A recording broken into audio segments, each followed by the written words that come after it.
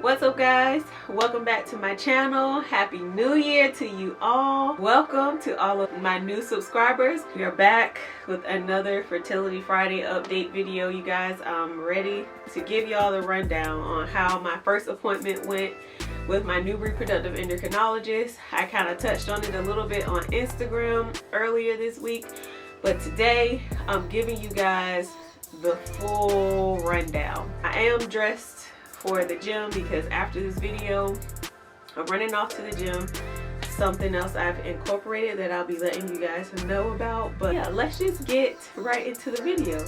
As you guys know, I went to my new reproductive endocrinologist to find out which route we should go next. Should we do IUIs next? Should we do IVF next? Let's take a look at my file, see what kind of treatments I need for my hyperthyroidism. Like, let's just figure it all out and get a good plan together so that my baby can come or pregnancy can be achieved this year. So I had all of my questions for the doctor. It's actually 2 pages of questions that I had for him. Thank you guys who gave me additional questions because I asked everything. I asked all the questions, okay? And pretty much what I got from my new doctor, who seems pretty knowledgeable, who I feel comfortable with him. My husband Dion also felt comfortable with him as well.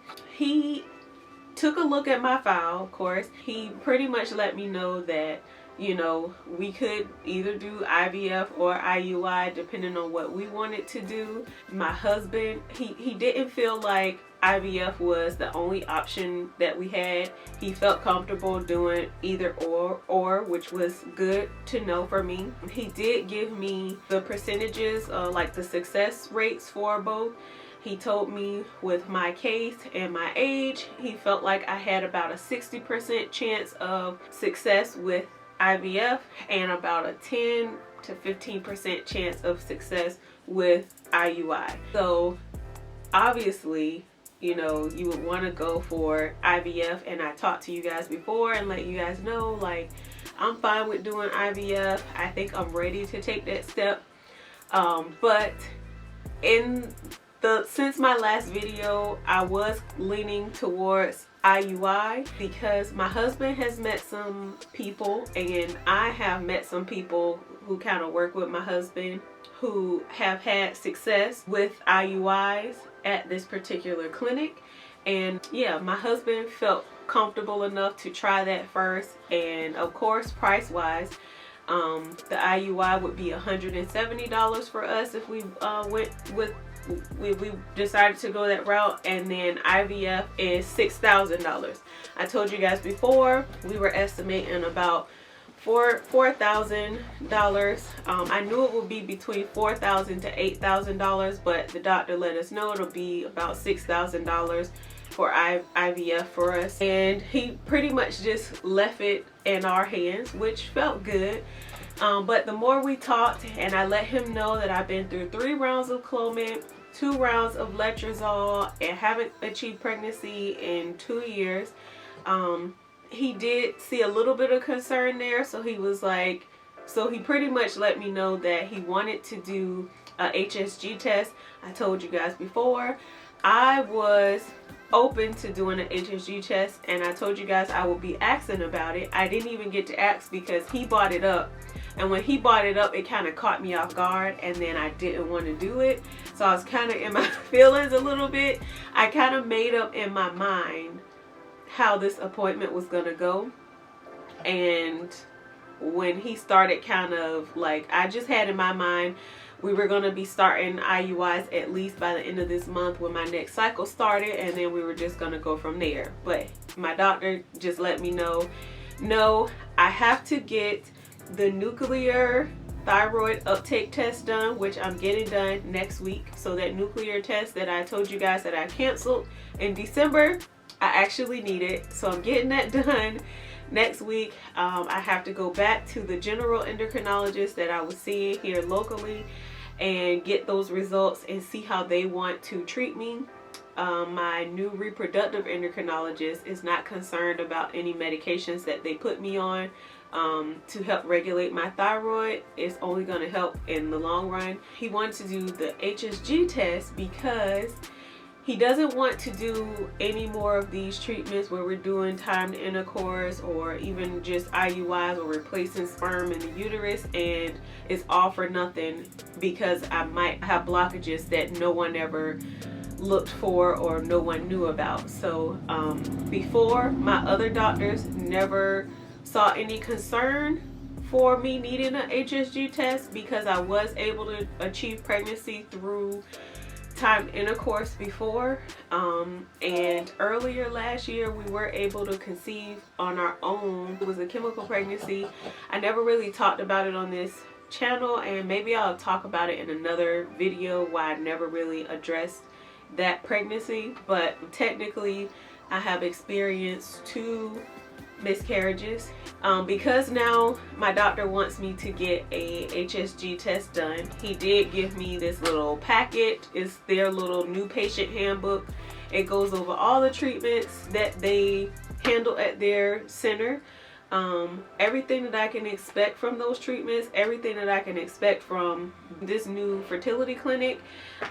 He did let me know that there are a team of doctors that I would be seeing, so I won't be seeing just one doctor. He let me know that on the first day of my next cycle, which is about, it should be like the 26th or something of this month. I think that's what Glow, I think my next cycle, because I think I'm actually supposed to be ovulating today, or I'm in my fertile window right now. Today is cycle day 15 for me right now, and so my next cycle is actually due on the 28th, but I think it'll probably come a couple days before, so I'm thinking about the 26th.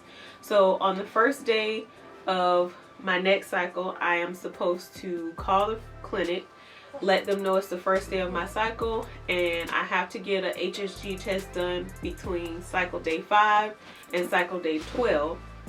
It has to, they only do it on Wednesdays at their clinic, so I have to schedule it for the following Wednesday. Then I have to drive 3 hours away to make that appointment to get this HSG test done, just to make sure I don't have any blockages or anything. None of my other doctors have ever had any concerns, so I haven't really had any concern. You know, I don't know. I know I've been kind of going on this emotional roller coaster this week because I've been like trying to figure out what would be some causes of me having blockages if I were to have some. So I kind of freaked myself out about blockages that I don't even know if I have this week. And so I kind of was like feeling defeated and ready to give up. And I felt like all of this was just one big setback. But I know all the tests that I'm going to have done over the next couple weeks are only going to help us going forward in our fertility journey. So I'm getting that iodine nuclear iodine thyroid uptake test. It's something like that. I can't remember the name of it. I'm getting that done next Thursday, and I'll be letting you guys know next Friday what those results are, because I'll get the results, well, I'll have it done next Thursday. I won't get the results back until February, but I'll let you guys know how the test went, what to expect, and all that stuff in next week's video. After that, I'm getting my HSG test done. I don't know the date for that yet because it depends on when my cycle starts. If I have blockages, of course, we're going to go straight to IVF. If not, we're just going to go forward with doing IUIs because my husband would like to start there first. I don't mind. I want him to be comfortable with whichever route we go with. So we'll be doing IUI first, as long as there are no blockages or anything, and then we will move forward with IVF. So the doctor did let me know that he would be comfortable doing about 3 rounds of IUIs before he would recommend us going for IVF, and that's fine with me. Another thing, I'm glad now that we're planning to start with IUIs. I pray everything goes okay. so that we can. But this government shutdown has kind of got me a little bit like, I don't know how things are going to go, because I don't know if they're going to start playing with the funds for the military and cutting off military pay and stuff. Yeah, if that happens, I'm definitely going to be like putting a break on anything that's going to cost us a lot of money, because I don't want us to just run through all of our savings and deplete our savings completely trying to conceive. Because you guys know we want a baby, yes, but I want a baby that I can take care of when it comes here. I don't want to bring a baby into like a stressful financial situation, adding on to, you know, more stress in our household. So you guys pray for us. I'm praying for all of the other government workers who are affected by this government shutdown. I pray you guys have some relief soon. I pray all of your creditors and everybody's working with you guys. Like, I just feel so bad that our country has to go through this. And yeah, I do have you guys in prayer. To my fellow TTC sisters, I have you guys in prayer as well. I know some of you have a couple of setbacks in your own journey, so we've talked about them through DM and email. Thank you guys for encouraging me. Thank you guys for writing me and, you know, keeping me motivated this week. For those of you who I've spoken to, I appreciate it. I needed it because I was freaking out. I was having an emotional breakdown this week. And yeah, this whole experience has just been very stressful.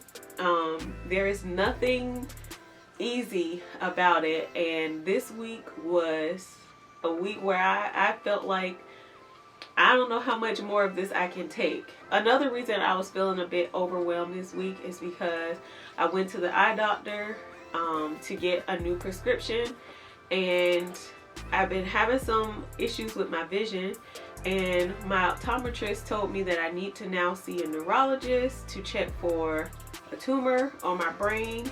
And you guys, I just felt like I was just on that continuous drop on a roller coaster. Like, it was no relief. It was just like I was coming right off of feeling defeated, leaving the fertility clinic, finding out that I won't be able to start treatment this month.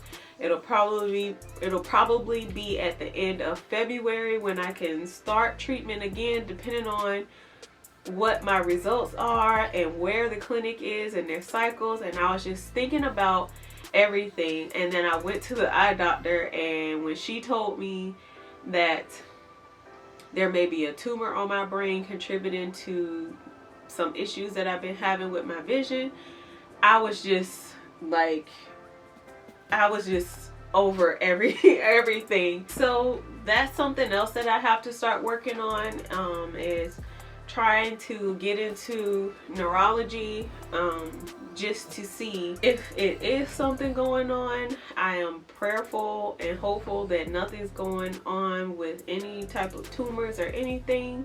I am still moving forward with trying to conceive. I pray that nothing is going on with any tumors, because I just don't know.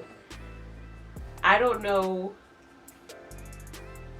you guys, I just don't even know if I can handle that type of news right now, that something else is going on. So I don't know. I don't know. I can't even, my mind can't even begin to start thinking about like the possibility of something big going on. I don't know. I haven't even really given it much thought. She said that, I freaked out for a moment, and then I was just like, you know what? I can only handle one thing at a time.